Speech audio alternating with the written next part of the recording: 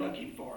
We also learn what God is going to do for all the redeemed who have made it in. No pain, death, or sorrow in that land. My. And I'm looking forward to that.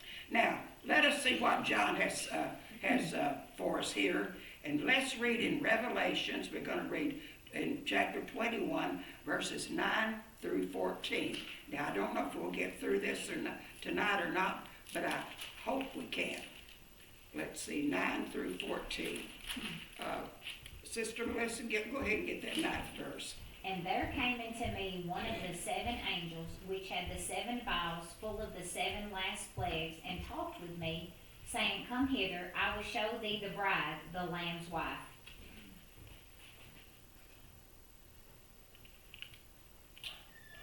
And he carried me away in the spirit to a great and high mountain, and showed me the great city, the holy Jerusalem, descending out of heaven from God. Having the glory of God, and her light was like unto a stone most precious, even like a jasper stone, clear as crystal. And had a wall raised high, and it had 12 gates, and the gates 12 angels, and names written thereon, which are the names of the 12 tribes of the children of Israel. On the east 3 gates, on the north 3 gates, on the south 3 gates, and on the west 3 gates. And the wall of the city had 12 foundations, and in them the names of the 12 apostles of the Lamb. Now let's see what we can do with this tonight, this little section here, and then we'll see if we can go any further. Now, up here in verse 9, we read that one of the angels, we don't know which one, which had the last 7 plagues. We studied about the angels in Revelations 15, chapter 15, where they had the 7 plagues, and this is one of those angels. Now this angel told John, he said, come up, told him to come up, and he would show him the Lamb, and that we know Jesus is the Lamb, and he would show him the Lamb's wife, and we know that the Lamb is Jesus, and the wife is the church, because he's the bridegroom, and the church is the bride. But here in this particular verse, he's referring to a city, and that God dwells in this city, and all of the redeemed will have access to this city. All the redeemed of the church will have access to the city, and no wonder what a glorious sight it's going to be. Now let's look and see what it says here. He said that one of the angels came and said, come here, I'm going to show you the bride, the Lamb's wife. And but now in this particular one, normally the bride would be the church, but the church is going to be, in with the city. But in this particular one, he is just referring to the city. And down there in verse 10, he said, and he carried him away in the spirit. Now he took him up on a great high mountain and showed him the great city, the holy Jerusalem, descending out of heaven from God. Now, the angel carried John in the spirit to a high mountain. He could get a better view from the top of the mountain. I mean, when you're down at the bottom, you can only see one side. But when you're up on the top, you can see all the way around. So God took you, the angel took him up there where he could see all the way around it. And, you get a better view sometimes when you're on top of the mountain. Even spiritually, when we're down in the valley, sometimes we're moaning and groaning and we can't see past our troubles and trials. But when we're up on the mountain, and the Spirit of the Lord seems like we can just see everything. So this thought came to my mind when he took John up there so he could get a real good view of what was going on. Now, down in verse 11, he said, now this city had the glory of God, and her light, the light that was in it, was like a stone more precious, even a jasper stone, clear as crystal. He said that this light was as clear as crystal. You know, we've had a lot of lights, and recently with the LED lights, you know, they're awfully bright. But Brother Pete, I think that light is going to be far past the LED lights that you know, put your eyes out sometimes when you're looking at them. I just can't imagine how bright and clear it's going to be, because most of our light bulbs, you look up at them, they're kind of faded and cream colored and all other colors, you know. Now in verse 12 and 13, here's what John saw. He saw a great wall, really high. Now this wall had 12 gates. And around the gates, there was 12 angels. There was an angel at each one of those gates. And names were written thereof, which are the 12 tribes of the children of Israel. Now, there was one on the east. On the east side, there was 3 gates. On the north side, there was 3 gates. On the south side, there was 3 gates. On the west side, there was 3 gates. Now, in New Jerusalem, this great big wall, the gates are named after the 12 tribes of Israel. The names of the tribes of Israel are written on those. It's what the scripture says here. The names of the 12 tribes of the children of Israel. And we know that was Benjamin and Judah and all of those. But now I want you to go with me. It was prophesied back in Ezekiel chapter 48. The reason I wanted us to go back, see, there were so many of the prophecies in the old that were even foretold many years even before the apostles were even thought about. The 48th chapter, I keep wanting to stop at Daniel, chapter 48, verse 31 and 35. Melissa, I believe it's you. You want to get, well, Pete, we skipped you. You want to get that 31st verse of the 48th chapter. The gates of the city shall be named after the tribes of Israel. Excuse me. The 3 gates northward, 1 gate for Rubion, 1 gate for Judea, and 1 gate for Levi. Now, Sister Debbie, would you go down and get verse 35 out of there? 35? Mm-hmm. And it was round about 18,000 measures, and the name of the city from that day shall be, the Lord is there. Now, remember what Pete read? He said it was prophesied that the names of the 12 tribes of Israel, and it goes on to name Reuben and Judah and Levi, and there was Benjamin and Dan and Simeon and Issachar and Zebulun and Gad and Asher and Naphtali, all the 12 children were the tribes of Israel.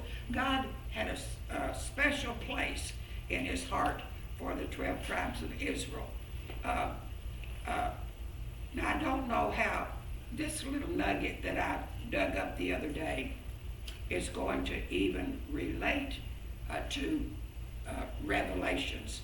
But I mentioned it to Pete and Raymond and them Sunday night. Go with me back to the book of Exodus. You know, God has Exodus, the 28th chapter. God has always had a special place when he chose and set out the 12 tribes of Israel as his people. He has always had a special place for them. And he's always protected them, even though many times they didn't follow what he wanted them to. Now, let's read this. We wouldn't have to but I think we need to understand it. Sister Debbie, you read last? Did you? Yes. Okay, let's go down to Exodus 28. Sister Janie, would you start with verse 9? Verse 9, Mm-hmm. okay, and they shall take two Onyx. onyx stones and get raised on them the name of the children of Israel. 10, Brother Pete. 6 of their names and one stone, and 6 names on another stone in order of their birth. Now, I will always wonder why in the world this happened, but I guess I understand it a little better now. Sister Melissa, get that 11. With the work of an engraver in stone, like the engravings of a signet, the names of the children, I missed a line, sorry. Engrave the 2 stones, of a signet shalt thou engrave the 2 stones with the names of the children of Israel. Thou shalt make them to be set in ouches of gold. Get 12, Brother Calvin, if you will. And thou shalt put the 2 stones upon the shoulders of the ephod, 4 stones of the memorial up unto the children of Israel, and Aaron shall bear their names before the Lord upon his 2 shoulders for memorial. Now hold on to that. Hold on to Exodus there for a minute. Now what it was when they fixed the priestess Aaron's garments, this on this breastplate ephod thing, took an onyx stone, and they put the names of on the 2 stones. They put the names of the 12 tribes of Israel, Zebulun and Reuben and all of that. And I always wondered why. But and Aaron, every time he went in to minister before God, he was to wear this. And it says here, the stones of a memorial unto the children of Israel. Debbie, in that same chapter, would you go down and get 21 out of that chapter? And the stones shall be with the names of the children of Israel, 12 according to their names, like the engravings of a signet, every one with his name shall they be according to the 12 tribes. Even back then, God had the names of the 12 tribes of Israel on those stones that Aaron, when he went in to minister, that is a memorial to the 12 tribes, even back then. It's no wonder that over in Revelations that he also, that he honored them again by putting their names on the gates. I said, gee, Lord, you've just got so much good stuff in here that we just read over and we don't understand. Now, I don't know, it probably one has nothing to do with the other, but I wanted you to know that God, even way back then, honored the 12 tribes because he said there would be a remnant of them, They were his people, and there would always be a remnant of them alive, that they couldn't wipe out all the Jewish people. There would always be a remnant of them, and I wanted to share that with you. Now, God had told Moses to place the names on the priest's vest, and every time the priest went in to minister to God, it was for memorial. Now, we see that God still holds them dear to his heart, dear to his heart. Now, back in our lesson in Revelations, down about in that verse 13 that we just read, it said here in verse 13, it tells us that the 12 tribes are the 3 gates on the north, 3 gates on the south, 3 on the east, and 3 on the west. Now, I wouldn't have to went through all that, but I thought sometimes we need to understand it because to know of God's workings. Do you notice that a lot of things that God has done here in Revelations, in setting up his new kingdom and his new earth and all that that a lot of it is reverting back to the old ways that God had ordained for the children of Israel to live back and even way back under the law. Even though we're under grace, a lot of the things you can almost relate one to the other. Now, let's look down about verse 14. Now, in verse 14, it says that the wall of the city, the wall that went around it, had 12 foundations. And in them the names of the 12 apostles of the land, of the Lamb. I was thinking today, and we'll read on over what the foundations look like and just how beautiful that was. But it states that the 12 foundations of this wall and the apostles are names are on these foundations. Now the walls is for security, and the gates give us access to God.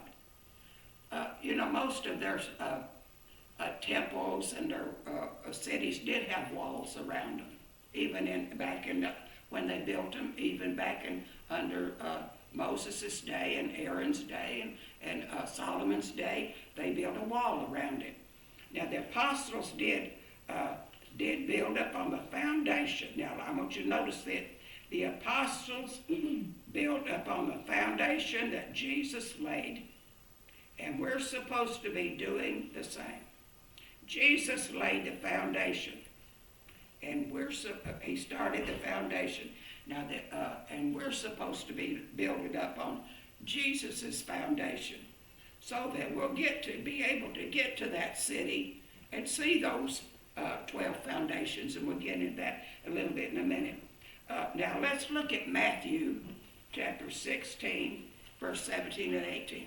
I wouldn't have to do this, but sometimes I think it is important that we refresh our memory on what the Lord has in store for us and what he wants us to do.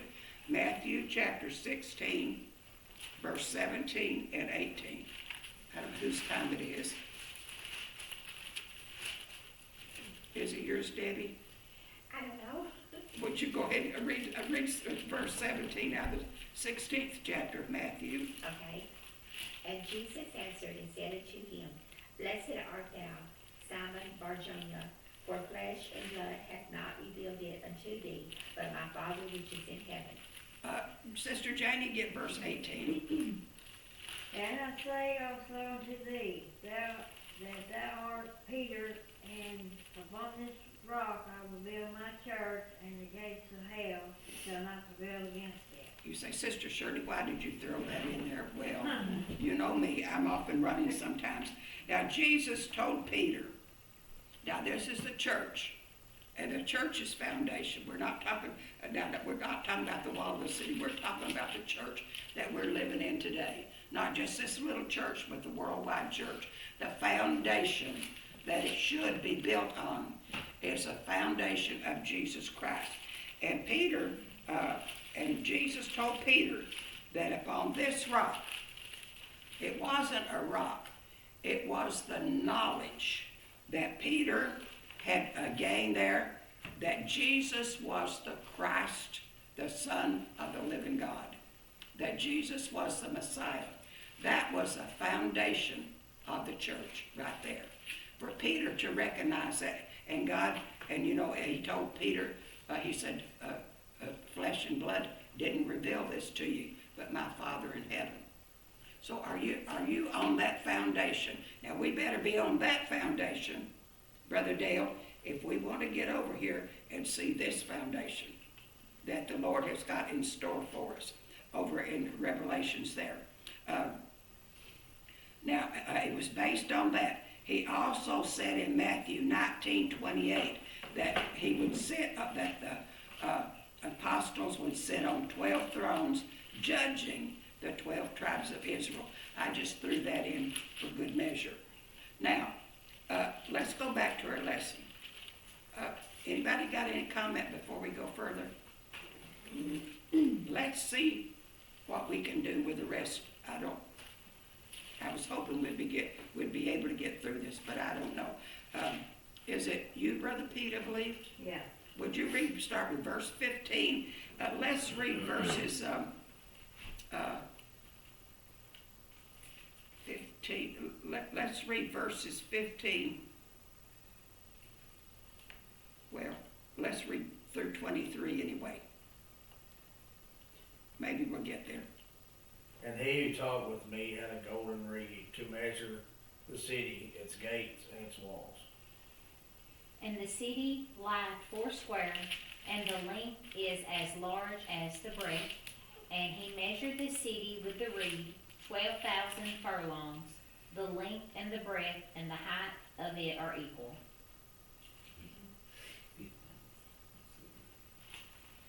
And he measured the wall thereof, and 144 cubits, according to the measure of a man that is of the angel. And the building, excuse me, and the building of the wall of it was of jasper, and the city was pure gold, like unto clear glass. Oh, how pretty. Sister Miss Janie, get 19. And the foundation of the wall of the city was garnished with all manners of precious stone. The first foundation was jasper, the second was sapphire, the third was Chalcedony. Chalcedony, the fourth one was emerald. 20, Brother Pete. The fifth, sardonyx. The sixth, sardius. The seventh, chrysolite. The eighth, beryl. The ninth, a topaz. The 10th, a chrysoprase. The 11th, a jacinth. The 12th, an amethyst. Amethyst. I did 21. Whatever. Get that 21, Brother Calvin, if you will. And the 12 gates were 12 pearls. Every several gate was of one pearl, and the street of the city was pure gold, as it was transparent glass. Sister Debbie, go ahead and get that 22. Let's read down through 27. Let's see what we can do with it. And I saw no temple therein, for the Lord God Almighty and the Lamb are the temple of it. And the city had no need of the sun, neither of the moon, or to shine in it, for the glory of the God did lighten it, and the Lamb is the light thereof. And the nations of those who are saved shall walk in it as the light, and the King of the earth bring their glory and honor into it. And the gates of it shall not be shut at all by day, for there shall be no night there. And they shall bring the glory and honor of the nations into it. And there shall in no wise enter into it anything that defileth, neither whatsoever worketh abomination, or maketh a lie, but they which are written in the Lamb's book of life. Now let's see what we can do with this. I know it's a lot of reading there, but some of it we can double up on. Now in verses 15 and 16 and 17, let's see what. Now in verses, he talked with him. Brother Pete, every time you have to measure something, you get an old measuring tape or ruler. But now look what they had. They had a golden reed to measure this city with. And the gates and the walls, it was a golden reed. And it said now, down in verse 16, it said the city was foursquare, and the length of it as a breadth. And when 12,000 furlongs. Now, I'm going to skip a little bit of this. Now, 12,000 furlongs, that was the length and the breadth of it and the height. Now, it was a square. Now, what I understand, it's 12,000 furlongs is 1,500 miles. Now, I hope my calculations is right. I need little John David here, don't I? That is about halfway across the United States. Now, that's how much of a square it is. Wide and tall and broad, about halfway across the United States. Now, the walls there in that verse 17, he measured the walls 144 cubits. Now, that is about 216 feet tall. That's a pretty tall wall, about 216 feet. Now, don't quote me for sure on that measurements, because you know when I measure things, I sure do get them sometimes lap-sided and whatever. Now, in verse 18, it said, the building of the wall was of jasper and pure gold, like a clear glass. Now, it talks about the foundations of the city. They were garnished with precious stones, and it goes on to tell the different stones that each of these layers of walls were.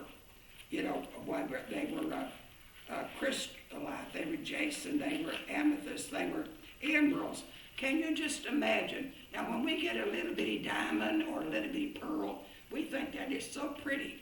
Can you just imagine a wall 216 feet tall with all of these precious, each, even if it's a foot or 2 foot wall, layer, the emeralds and the amethyst and all the way up. What glow that must really have been. Absolutely beautiful. Now, in verse 21, it says that the 12 gates were 12 pearls. That's an awfully big pearl, isn't it? Mm-hmm. And every gate was of one pearl. It wasn't a whole bunch of pearls stuck together. It was of one pearl. And when you get a pearl now, you get a little bitty bead of a thing, you know. And the streets were pure gold.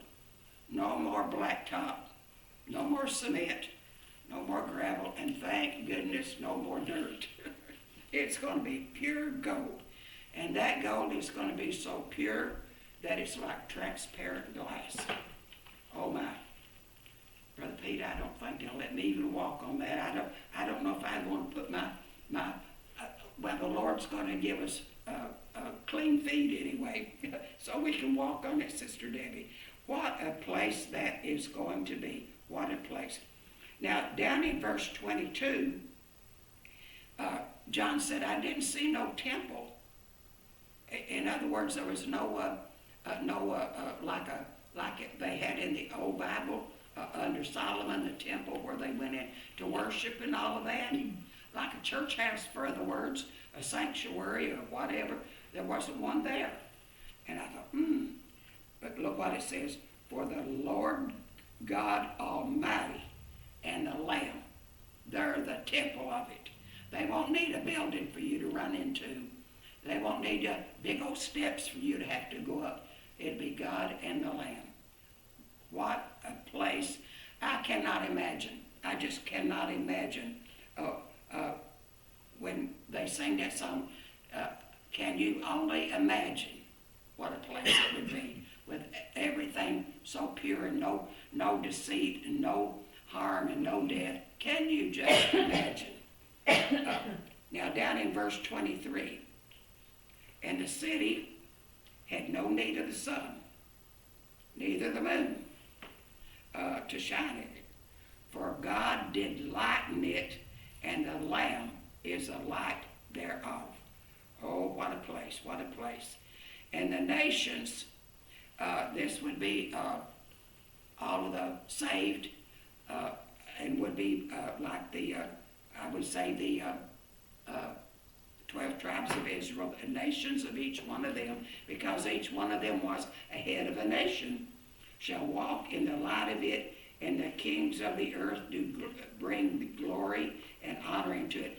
Kings of the earth, that would be not so much what we think of as a king, but it would be like the rulers, and I'm sure that God's going to set some of his people over different things, you know, to help him out, because it's going to be a big world, and it's going to be a lot of people, and I don't know what we're going to be doing.